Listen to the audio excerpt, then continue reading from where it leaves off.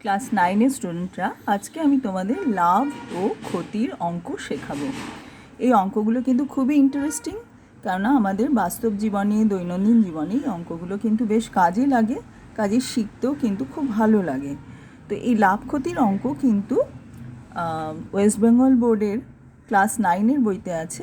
আমি তোমাদের কথা ভেবেই ওই বই দেখে অঙ্ক করালেও এই লাভ ক্ষতির অঙ্ক কিন্তু যে কোনো বোর্ডেই রয়েছে, বিভিন্ন ক্লাসে আছে, নিচু ক্লাসেও হালকা করে আছে, ওপরের দিকে একটু কঠিন অঙ্ক থাকে। তো যাই হোক, তো লাভ ক্ষতির অঙ্ক আমাদের আজকে শেখানো হবে, আমরা আজকে শেখাবো। এবং এটা তোমরা সবাই যদি মন দিয়ে শোনো তাহলে দেখবে কিন্তু তোমাদের কাছে খুব ইন্টারেস্টিং মনে হবে এবং তোমরা খুব সহজেই এটা করতে পারবে। এবং লাভ ক্ষতির অঙ্ক কিন্তু আমাদের প্রতিযোগিতামূলক পরীক্ষা, চাকরির পরীক্ষা ইত্যাদি বিভিন্ন বিষয়, কিন্তু প্রাইমারি স্কুলের পরীক্ষা বা অন্যান্য যে কোনো ক্লার্কশিপ এক্সামিনেশন, অনেক কিছুতেই কিন্তু লাগে। কাজে তোমরা কিন্তু এখন থেকে যদি শিখে রাখো, ভবিষ্যতে এটা কিন্তু খুব কাজে লাগবে। যাই হোক, আমি 9-এর সিলেবাস অনুযায়ী ওয়েস্ট বেঙ্গল বোর্ডের গণিত প্রকাশ বইটি তোমাদের খুলে বসতে বলবো। এই গণিত প্রকাশের 9ম শ্রেণীর বইটি তোমরা খুলে বসো। আমি এক্সারসাইজ 10.1 থেকে বসে দেখি, 10.1 থেকে আজকে অঙ্ক করাবো। হ্যাঁ, আর প্রথমে অঙ্ক করানোর আগে তো বোঝাতে হবে তোমাদের যে ক্রয় মূল্য কাকে বলে, বিক্রয় মূল্য কাকে বলে, লাভ কী, ক্ষতি কী, এগুলো আমি বুঝিয়ে নিয়ে অঙ্ক শুরু করব। এবং 3 নম্বর থেকে অঙ্ক শুরু করছি, তার কারণ হচ্ছে 1 ও 2-এর অঙ্কগুলো তোমরা নিজেরা করতে পারবে। যদি 3-এর পর থেকে অঙ্কগুলো ভালো করে বোঝো, তোমরা করতে পারবে। সেই জন্য আমি 3 থেকে শুরু করছি। তবুও যদি কোনো অসুবিধা হয় আমাকে কমেন্ট বক্সে জানাতে পারো, আমি তাহলে পরে আবার এগুলো নিয়ে ডিসকাস করব। তো চলো তাহলে আমরা শুরু করি। তো একটি ছোট্ট উদাহরণ দিয়ে আমি বোঝাচ্ছি তোমাদের। ধরো তুমি একটি পেন 3 টাকা দিয়ে কিনলে, কেমন, এবং সেটা তুমি বন্ধুদের কাছে 5 টাকায় বিক্রি করেছো। কি করলে? একটি পেন তুমি 3 টাকা দিয়ে কিনেছো, আর এটা হলো তাহলে ক্রয় মূল্য। আর 5 টাকা দিয়ে যদি বিক্রি করো তাহলে সেটা হচ্ছে বিক্রয় মূল্য। ঠিক আছে, সংক্ষেপে আমি লিখছি এখানে। তাহলে দেখো, তুমি 3 টাকা দিয়ে কিনেছিলে, বিক্রি করলে 5 টাকায়, তাহলে তোমার তো লাভ হয়েছে, তাই না? আমরা যদি ক্রয় মূল্যের থেকে, কেনা দামের থেকে বেশি টাকা পাই বিক্রি করে, তাহলে তো আমাদের লাভ হলো। তো লাভ কত হয়েছে? তুমি মুখে মুখেই বলতে পারো যে তোমার 2 টাকা লাভ হয়েছে। 5 - 3 করে তোমার হলো 2 টাকা। কি, কেন 2 টাকা লাভ হলো? না, আমি 3 টাকা ইনভেস্ট করেছিলাম, আমি 3 টাকা দিয়ে জিনিসটা কিনেছিলাম, আর বিক্রি করার সময় আমি 5 টাকা পেয়ে গেলাম। মানে 3 টাকা ইনভেস্ট করে আমি 5 টাকা পেয়েছি, 2 টাকা তো বেশি পেয়েছি, তাই লাভ হলো 2 টাকা। তাহলে লাভ সমান সমান আমরা এখানে দেখলাম বিক্রয় মূল্য মাইনাস ক্রয় মূল্য। তো সেটাই আমরা সূত্রের আকারে লিখেছি। দেখো, লাভ সমান সমান হচ্ছে বিক্রয় মূল্য মাইনাস ক্রয় মূল্য। এবার তোমরা তো বীজগণিতের অঙ্ক শিখেছো, সমীকরণ সমাধানের সময় দেখেছো ডান দিকের সংখ্যাটা বাঁ দিকে আনা যায়। মনে করো আমি ডান দিকে মাইনাস ক্রয় মূল্য রয়েছে, তো এইটাকে আমি বাঁ দিকে নিয়ে নিলাম। তাহলে কী হলো? বাঁ দিকে ক্রয় মূল্যটা প্লাস হয়ে গেল, আর লাভ তো ছিলই, তাহলে ক্রয় মূল্য প্লাস লাভ সমান সমান বিক্রয় মূল্য। এই ফর্মুলাটা আমাদের ভীষণ কাজে লাগবে। ক্রয় মূল্য প্লাস লাভ সমান সমান বিক্রয় মূল্য, যদি লাভ হয়। আর যদি লাভ না হয় তাহলে তো আবার অন্য ব্যাপার। তো এখানে আমি যে উদাহরণটা দিলাম সেটা দিয়েও এটা বুঝতে পারো। দেখো, ক্রয় মূল্য ছিল 3 টাকা, আর লাভ বেরিয়েছিল 2 টাকা, 3 আর 2 যোগ করো 5 হলো। তাহলে ক্রয় মূল্য প্লাস লাভ সমান সমান বিক্রয় মূল্য। এবং এটা কোথা থেকে এলো? ওই ধারণাটা থেকেই যে বিক্রয় মূল্য মাইনাস ক্রয় মূল্য করলে লাভ হয়। 5 - 3 করে দেখো লাভ 2 টাকা বেরিয়েছিল। তাহলে এই যে ফর্মুলাটা, এটা কিন্তু মাথায় রাখতে হবে, আর মনে রাখতে হবে যে কেনা দামের থেকে, কেনা দাম মানে ক্রয় মূল্য থেকে যদি আমি বেশি দামে বিক্রি করতে পারি তবেই লাভ হচ্ছে। উল্টোটাও তো হতে পারে, তুমি 3 টাকায় কিনেছিলে, আমি বলেছিলাম তুমি 3 টাকায় কিনেছো, এবার আমি যদি বিক্রি করি 2 টাকায়, তাহলে কি লাভ হলো? আমি তো অনেক কম টাকা পেয়ে গেলাম। কত টাকা কম পেলাম? 1 টাকা কম পেলাম। এই যে কম পেলাম, সেই জন্য এখানে ক্ষতি হয়ে গেল হচ্ছে 1 টাকা। ঠিক আছে, 1 টাকা ক্ষতি হলো। তো এখানে ক্রয় মূল্য কত ছিল? 3 টাকা। ক্রয় মূল্য ছিল 3 টাকা, আর বিক্রি করেছিলাম 2 টাকা দিয়ে, কম দামে বিক্রি করেছি, তাই ক্ষতি হয়েছে। ক্ষতি হয়েছে 1 টাকা। এই 1 টাকাটা কীভাবে লিখব?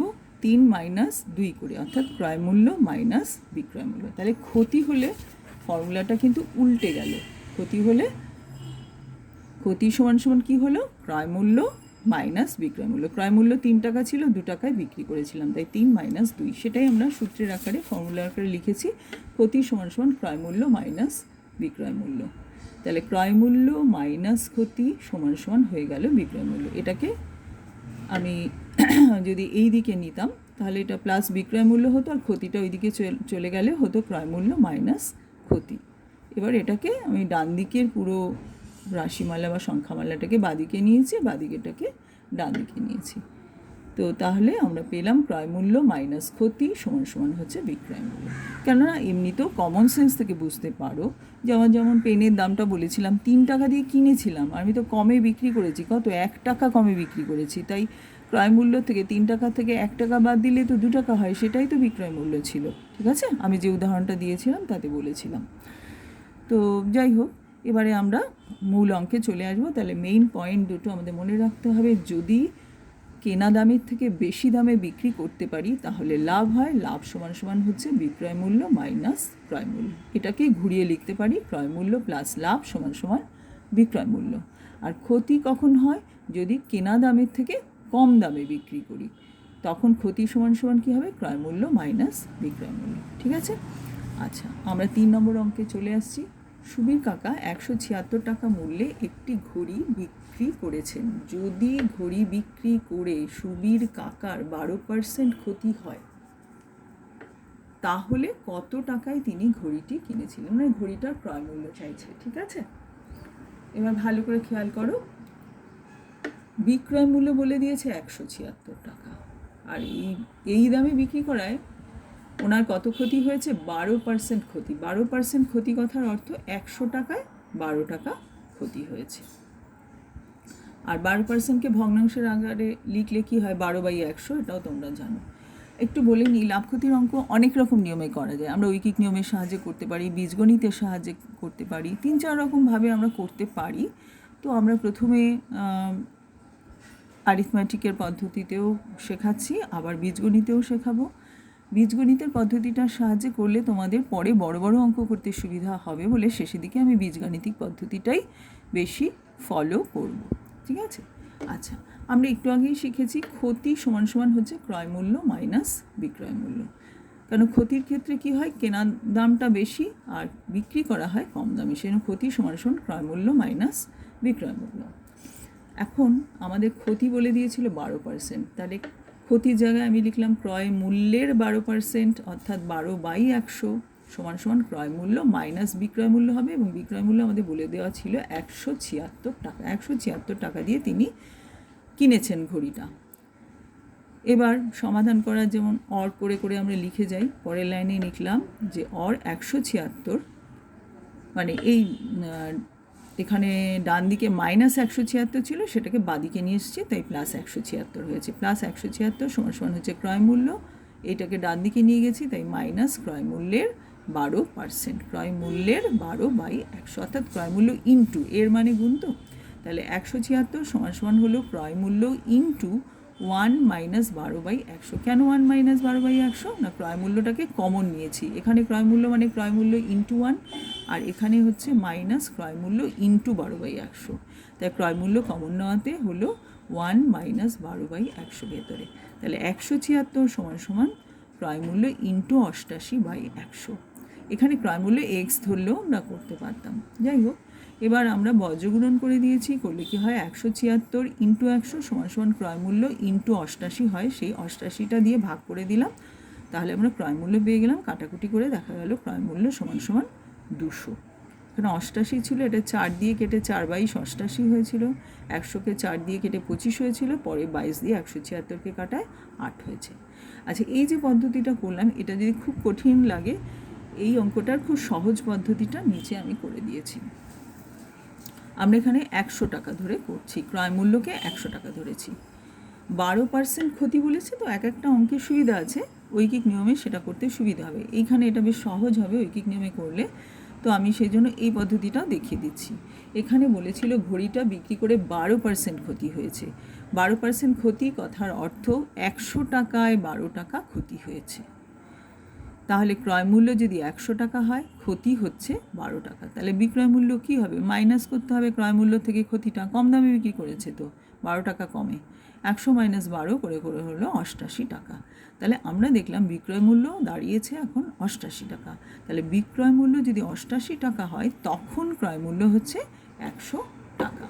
এবার আমাদের বিক্রয় মূল্য তো বলে দিয়েছিল 176 টাকা। তাহলে আমরা নিশ্চিন্তে এখান থেকে ঐকিক নিয়মে বার করব। 1 টাকা হলে ক্রয় মূল্য হবে 100/88, আর পরের লাইনে লিখব 176 টাকা বিক্রয় মূল্য হলে ক্রয় মূল্য হচ্ছে 100/88 ইন্টু 176, কাটাকুটি করে হলো 200। এটা তুলনামূলকভাবে তোমাদের সোজা লাগবে, তোমরা এটা করতে পারো। আরেকবার বুঝিয়ে দিচ্ছি, আমরা 100 টাকা ধরছি ক্রয় মূল্যকে, যে ধরছি ক্রয় মূল্য হচ্ছে 100 টাকা। তাহলে ক্ষতি বলে দিয়েছে 12% মানে 12 টাকা, 100 টাকায় 12 টাকা ক্ষতি। তাহলে বিক্রয় মূল্য কী হবে? ক্রয় মূল্য থেকে ক্ষতি বাদ দিলে হয় বিক্রয় মূল্য, তাই 88 টাকা হলো।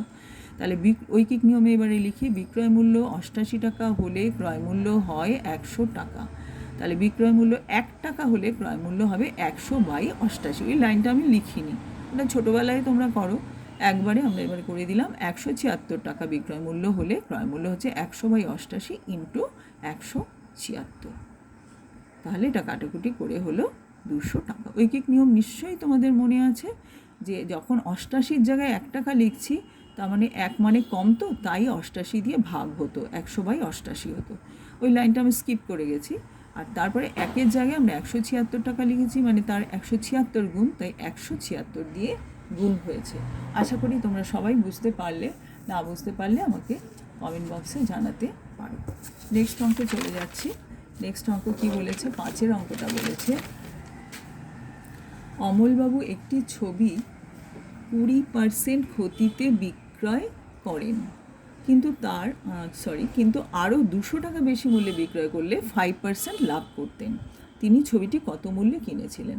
আরেকবার বলছি, অমলবাবু একটা ছবি 20% ক্ষতিতে বিক্রি করেছেন, কিন্তু তিনি যদি ওই দামে না বিক্রি করে আরও 200 টাকা বেশি দামে বিক্রি করতেন, তাহলে কিন্তু তার লাভ হতো। কত লাভ হতো? 5% লাভ হতো। এবার অঙ্কটা করতে হবে। আমি এর আগের বারে বলেছিলাম যে বেশিরভাগ অঙ্ক বীজগণিতের সাহায্যে করলে তোমাদের পক্ষে সহজ হবে। সব অঙ্ক কিন্তু ওরকম অ্যারিথমেটিকে ঐকিক নিয়মের সাহায্যে করা যাবে না। তো আমরা বীজগণিতের সাহায্যে করছি। আমরা ধরে নিচ্ছি ছবিটির ক্রয় মূল্য X টাকা। বীজগণিতের নিয়ম হচ্ছে, তোমরা জানো, যেটি বার করতে দেয় সেটাকেই আমরা, মানে অজানা রাশিটাকে আমরা X ধরে নিই। তো আমরা তো ক্রয় মূল্যই আমাদের বার করতে বলেছি, ছবিটার ক্রয় মূল্য, কেনা দাম কত, সেই জন্য সেটাকে X ধরে নিয়েছি। এবার আমাদের প্রশ্নে বলা ছিল যে ছবিটা উনি 20% ক্ষতিতে বিক্রি করেছেন। তাহলে 20% ক্ষতিতে বিক্রি করলে আমরা জানি বিক্রয় মূল্য কী হবে? ক্রয় মূল্য মাইনাস ক্ষতি সমান সমান বিক্রয় মূল্য হবে। তো আমরা বিক্রয় মূল্যটা বার করি। তো ক্রয় মূল্য X টাকা ধরে নিয়েছিলাম আমরা, দেখো এখানে, তার থেকে আমি ক্ষতিটা বাদ দিয়ে দেবো। ক্ষতি বাদ দিলে কী হবে? X × 20/100 বাদ দিলাম। এবার বাদিকটা বিয়োগটা দেখাচ্ছি, ভগ্নাংশের বিয়োগ। 100 লসাগু হবে, X-এর তলায় তো 1 আছে, আর এখানে তলায় 100 আছে। 100 আর 1-এর লসাগু হচ্ছে 100, তাই 100 লিখলাম। এবার ভগ্নাংশের বিয়োগ করা যদি ভুলে গিয়ে থাকো তাই বলছি, X মানে হচ্ছে X-এর তলায় 1 আছে, 1 দিয়ে 100কে ভাগ করলাম, ভাগফল হলো 100, সেই 100কে X দিয়ে গুণ করলাম, তাহলে হলো 100X। মাঝখানে বিয়োগ চিহ্ন আছে, বিয়োগ চিহ্ন দিলাম। এখানে তলায় 100 আছে, লসাগু 100, 100 দিয়ে 100কে ভাগ করলে ভাগফল 1 হয়, 1 দিয়ে 20Xকে গুণ করলে 20X হয়। তাহলে ওপরটা হলো 100X - 20X সমান সমান হচ্ছে 80X, 80X, তলায় 100। ডান দিকে কী হলো? সমান সমান বিক্রয় মূল্য। কেননা আমরা শুরুই করেছিলাম এটা বলে যে ক্রয় মূল্যের থেকে ক্ষতি বাদ দিলে হয় বিক্রয় মূল্য। আমরা ক্রয় মূল্য X ধরেছিলাম, তার থেকে ক্ষতির পরিমাণ বাদ দিলাম, করে হলো বিক্রয় মূল্য। তাহলে 80X/100 হলো হচ্ছে বিক্রয় মূল্য। এবার প্রশ্নে কি বলা আছে দেখো, তিনি বলেছেন যে দামে উনি বিক্রি করেছেন, উনি তো ক্ষতিতে বিক্রয় করেছিলেন। যদি উনি আরও 200 টাকা বেশি দামে বিক্রি করতেন, তাহলে তার লাভ হতো। তো আমরা আরও 200 টাকা বেশি দামে বিক্রি করি, তাহলে দামটা তখন কত দাঁড়ায় দেখি বিক্রয় মূল্য। আগে ছিল 80X/100 বিক্রয় মূল্য, তার সঙ্গে প্লাস 200 করলাম। এবার এটা করলে কি হচ্ছে? ক্রয় মূল্যের থেকে 5% লাভ হচ্ছে। তার মানে ডান দিকটা কী হবে? ক্রয় মূল্য প্লাস লাভ। এই টাকাটা সমান সমান কি? ক্রয় মূল্য প্লাস লাভ। আমরা জানি লাভ হলে বলেছিলাম শুরুতেই, লাভ হলে বিক্রয় মূল্য সমান সমান কী হয়, ক্রয় মূল্য প্লাস লাভ হয়। তো বাদিকটা তো আমাদের বিক্রয় মূল্য লিখেছি, এখন 200 টাকা বেশি দামে বিক্রয় করছি, তাই এটা হচ্ছে বিক্রয় মূল্য। তো ডান দিকে তাহলে ক্রয় মূল্য প্লাস লাভ লিখতে হবে। ক্রয় মূল্য আমরা অঙ্কের প্রথমে x টাকা ধরেছিলাম, এবার লাভ হয়েছে 5%, মানে x ইন্টু 5/100। 5% মানে 100 ভাগের মধ্যে 5 ভাগ, তাই 5/100। এইবার আর কিছুই না, বাদিকে 200 টাকা রেখে দিয়েছি, এই সংখ্যাটাকে ডান দিকে নিয়ে গেলাম। আচ্ছা, এই দুটো যোগ করে 105x/100 হয়েছিল, আর এই সংখ্যাটাকে ডান দিকে নিয়ে গেছি বলে প্লাস ছিল, মাইনাস হয়েছে। পক্ষান্তর করলে, সাইড চেঞ্জ করলে সাইন চেঞ্জ হয়, তাই মাইনাস হলো। তাহলে বাদিকে রয়েছে 200 আর ডান দিকে এটা রয়েছে, এটাকে ভগ্নাংশের বিয়োগ করতে হবে। তলায় দুটোতেই 100 আছে, তাই 100 লসাগু। 100 দিয়ে 100কে ভাগ করলে 1 হয় ভাগফল, 1 দিয়ে 105x গুণ করলে হয় 105x, মাঝখানে মাইনাস চিহ্ন। 100 দিয়ে 100কে ভাগ করলে 1, 1 দিয়ে 80xকে গুণ করলে হয় 80x। এবার বাদিকে রয়েছে 200 সমান সমান, এটা বিয়োগ করে দাঁড়ালো হচ্ছে 25x/100। এবার বজ্রগুণন করে দাও, 200 ইন্টু 4 সমান সমান হলো x, 800 সমান সমান x। তাহলে ছবির ক্রয় মূল্য হলো 800 টাকা। আশা করি তোমরা বুঝতে পেরেছ। এবার পরের অঙ্ক 7 অঙ্কে চলে যাব আমরা। 7 অঙ্কে কি বলেছে, আমার দিদি অরুণ মামার দোকান থেকে 255 টাকা একটা ছাতা কেনে। ঠিক আছে, অরুণ মামা যদি ছাতার ধার্য মূল্যের উপর 15% ছাড় দিয়ে থাকেন, তবে ওই ছাতার ধার্য মূল্য কত ছিল। এখন ধার্য মূল্য ব্যাপারটা কি বুঝতে হবে। অনেক সময় আমরা যখন জিনিসপত্র কিনতে দিই, জামা কাপড়, ছাতা ইত্যাদি কিনতে যাই, তখন দেখি ওপরে একটা দাম লেখা থাকে, কিন্তু সেই দামের থেকে আমাকে একটু কিছু ছাড় দিচ্ছে, কমিয়ে দিল, বিক্রি করার সময় 10 টাকা 20 টাকা কমিয়ে দিল। এই যে যেটা উপরে লেখা থাকে সেটাকে বলা হয় ধার্য মূল্য, মানে এটা ধার্য করা হয়েছিল মূল্যটা, পরে বিক্রির সময় আমি একটু ক্রেতাকে ছাড় দিয়েছি। এখানে ছাড় কত দিয়েছিল, ধার্য মূল্যের উপর 15%। 15% মানে 15/100, ধার্য মূল্য ইন্টু 15/100, এটা মাথায় রাখবে। তো আমাদের ছাতার ধার্য মূল্য কত ছিল বার করতে বলেছে। আমরা বলেছি বীজগণিতের অঙ্কে সবসময় অজ্ঞাত রাশি, মানে যেটা আমাদের নির্ণয় করতে দেয় তাকে আমরা এক্স ধরে নিই। তাই আমরা ধরলাম ছাতাটির ধার্য মূল্য হচ্ছে এক্স টাকা। তাহলে তিনি ছাড় দেন কত ছাতার উপরে, ওই দামে উনি বিক্রি করবেন না, ওর থেকে কমে বিক্রি করবেন। কত টাকা কমে বিক্রি করবেন, এই টাকাটা, কেননা উনি বলেছেন 15%, অর্থাৎ যা ধার্য মূল্য তার সঙ্গে ইন্টু 15/100, এই টাকাটা উনি বিয়োগ করে যা হবে সেইটা। ধরো 100 টাকা লেখা ছিল, যদি উনি বলতেন যে আমি 10 টাকা ছাড় দেবো, তাহলে তুমি কিনতে পারতে 100 - 10 সমান 90 টাকায়। ঠিক আছে, সেলের সময় তোমরা কেনাকাটা করো না, লেখা থাকে না এত % ছাড়, এটাও কিন্তু সেই রকমই ব্যাপার। তো যাই হোক, তাহলে প্রশ্নানুসারে ধার্য মূল্য হচ্ছে এক্স, তার থেকে মাইনাস হলো ছাড়, যত টাকা উনি বাদ দিয়েছেন সেইটা সমান সমান হচ্ছে বিক্রয় মূল্য। আমাদের বিক্রয় মূল্য বলে দেওয়া ছিল 255 টাকা। আমার দিদি কত টাকায় কিনেছে, 255 টাকায় ছাতাটা কিনেছে। তোমার দিদি 255 টাকায় ছাতা কিনেছে। তাহলে এইটা হয়ে গেল ইকুয়েশন, সমীকরণ। এই সমীকরণটাকে আমরা সমাধান করলাম, করে লাস্টে মান বার হলো x = 300। এক্স মানে ধার্য মূল্য ছিল, তাই ছাতাটির ধার্য মূল্য হলো 300 টাকা। ঠিক আছে, আচ্ছা, এইবারে পরের অঙ্কটা 8 অঙ্কটা তোমরা বই থেকে একটু দেখে নিতে পারো। আমার বন্ধু একটি গল্পের বই লিখিত মূল্যের পর 25% ছাড়ে কিনলো। সে যদি ওই বইটি লিখিত মূল্যেই বিক্রি করে, তবে সে শতকরা কত লাভ করবে হিসাব করে লেখো। আমি একটু সংক্ষেপে হিন্টস দিয়ে দিয়েছি। ধরো বইটার লিখিত মূল্য x টাকা ছিল, এবার 25% ছাড় দিয়ে বইটা কিনেছে, তাহলে কত টাকায় কিনেছে, x টাকার থেকে ওই ছাড়ের টাকাটা বাদ যাবে, অর্থাৎ x × 25/100। এটা করে এইটা হলো বইটির ক্রয় মূল্য বেরোলো, এবং বিক্রি করার সময় কিন্তু সে লিখিত মূল্যেই বিক্রি করেছে, অর্থাৎ এই টাকাটাতেই সে বিক্রি করেছে। তাহলে আমাদের লাভ বার করার সময় কী হবে, বিক্রয় মূল্য এক্স মাইনাস এটা করলে লাভ বেরোবে, এবার সেই লাভটা শতকরা কত তোমরা হিসেব করে বার করবে। ঠিক আছে, পরের অঙ্কটায় চলে যাই। পরের অঙ্কটা হচ্ছে 9 অঙ্কটা বলেছে, নিয়ামত চাচা প্রতিটি 5 টাকা দরে 150টা ডিম কিনেছেন। তারপর দোকানে গিয়ে দেখছেন 8টা ডিম ফেটে গেল আর 7টা ডিম একেবারে পচা। তাহলে 15টা ডিম পুরো খারাপ, 8 আর যোগ 7, সেই ডিম কটা উনি আর বিক্রি করতে পারবেন না। বাকি ডিমগুলো তিনি 6 টাকা দরে বিক্রি করেন। তার শতকরা কত লাভ বা ক্ষতি হয়েছে, এটা আমাদের জানতে হবে। আচ্ছা, একটা ডিমের কেনা দাম বার করি, লিখি 5 টাকা। তাহলে 150টা ডিমের কেনা দাম হচ্ছে 5 × 150, 750 টাকা হলো। একটার দাম যদি 5 টাকা হয় তাহলে 150টার দাম 150 × 5, ঠিক আছে? এবার 15টা ডিম নষ্ট হয়ে গেছে, তাহলে এখন কটা ঠিক আছে? 150 - 15 = 135টা ডিম বিক্রি করা এখন যাবে, এগুলো ঠিকঠাক আছে।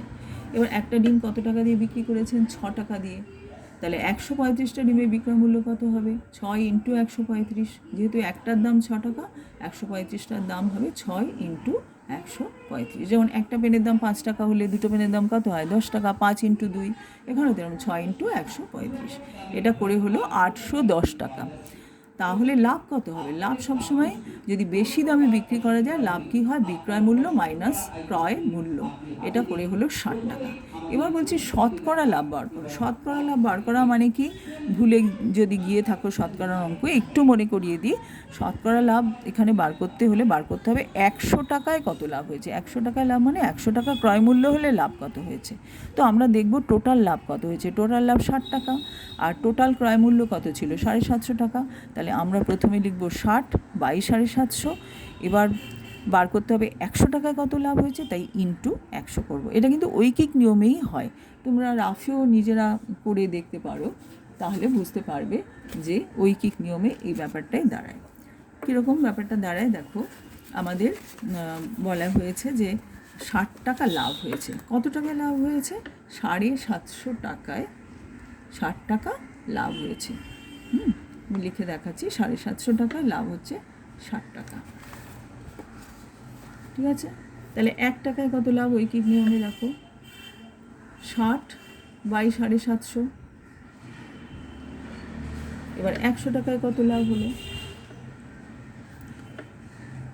100 টাকায় কী লাভ হবে? 1 টাকায় যত লাভ হয় তার 100 গুণ, তাই 60 / 750 × 100 হলো। সেটা আমি একবারে এক লাইনে করে দিয়েছিলাম, যদি কারো বুঝতে অসুবিধা তাই বুঝিয়ে দিলাম। তাহলে এটা করে কাটাকুটি করে আমাদের হলো হচ্ছে 8 টাকা। তাহলে 100 টাকায় লাভ হয়েছে 8 টাকা। এটাকে আমরা শতকরা লাভ বলি। এটাই উত্তর, যে শতকরা লাভ হয় 8 টাকা। এবার সংক্ষেপে চিহ্ন দিয়ে যদি লিখতে চাই তাহলে আমাদের লিখতে হবে 8% লাভ হয়। একটা কথা বলে দিই, তোমরা অনেক সময় শতকরা 8% লাভ কথাটা লেখো, এই কথাটা সম্পূর্ণ ভুল। কেননা শতকরা শব্দটা দুবার বলা হয়ে যাচ্ছে। এই চিহ্নটাই হচ্ছে শতকরা চিহ্ন। ইংরেজিতে বলে পার্সেন্ট, বাংলায় বলে শতকরা। কাজে 8% লাভ হয় লিখলেই কিন্তু সংক্ষেপে লেখা হয়ে গেল, আর শতকরা শব্দটা লিখতে হবে না। আশা করি তোমরা বুঝতে পেরেছো। কোথাও আটকে গেলে আমাকে কমেন্ট বক্সে জানাতে পারো।